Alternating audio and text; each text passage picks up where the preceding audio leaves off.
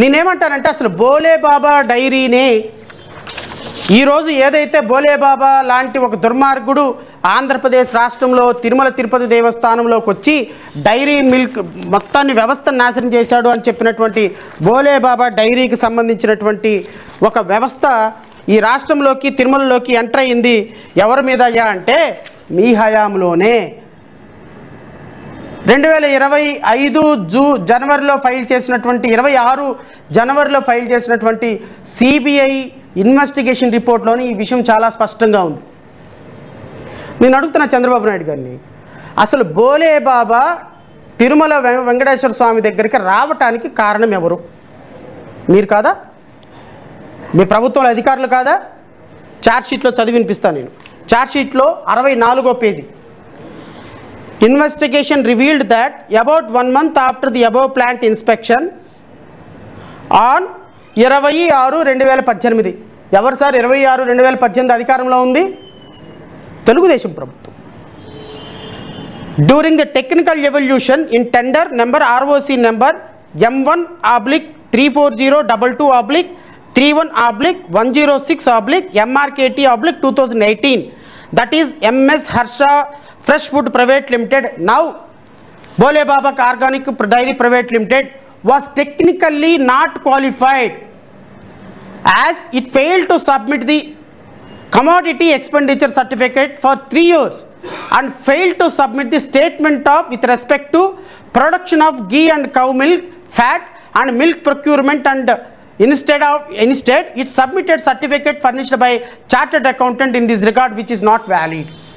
2018లో బోలే బాబాని తీసుకొచ్చి తిరుమల తిరుపతి దేవస్థానంలోకి పెట్టే సందర్భంలో వాళ్ళకి మిల్క్ ప్రొడక్షన్ లేదు అని, కౌగి ప్రొడక్షన్ లేదు అని, ఏ విధమైన ప్రొడక్షన్ చేసేటువంటి అవకాశం లేదు అని వాస్తవాలు ఉన్నప్పటికీ మీ టెక్నికల్ టీం తిరుమల తిరుపతి దేవస్థానంలో 2018లో పనిచేస్తున్నటువంటి టెక్నికల్ టీం మీ యొక్క టీటీడీ అధ్యక్షుడు నాకు తెలిసినంత వరకు యాదవ్ అనుకుంటా అతను కూడా ఎంక్వైరీ చేయాల్సిందే. అతను ఆధ్వర్యంలో ఈ టీటీడీ ఆ రోజున దొంగ ఇన్స్పెక్షన్ చేసి ఈ బోలే బాబాకి డోర్లు తెరిచింది తిరుమల తిరుపతి దేవస్థానంలో కాదా?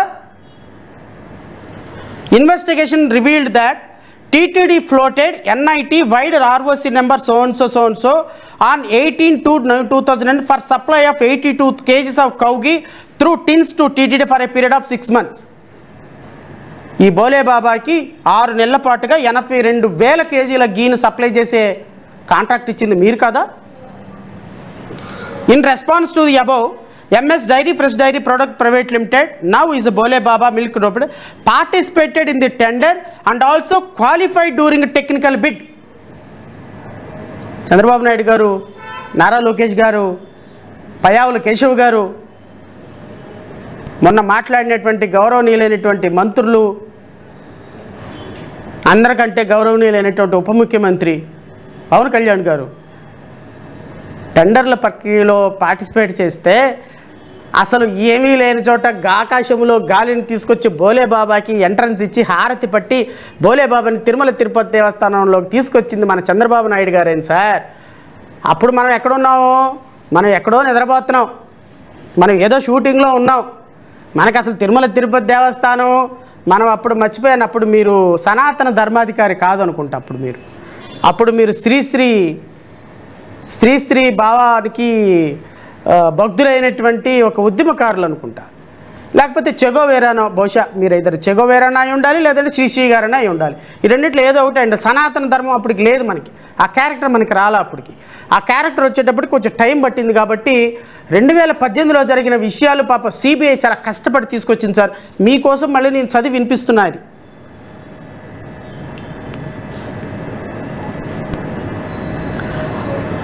Basing on the above plant inspection team report dated 27/5/2018, Harsha Fresh Dairy Private Limited was recommended for opening financial bid in the tender.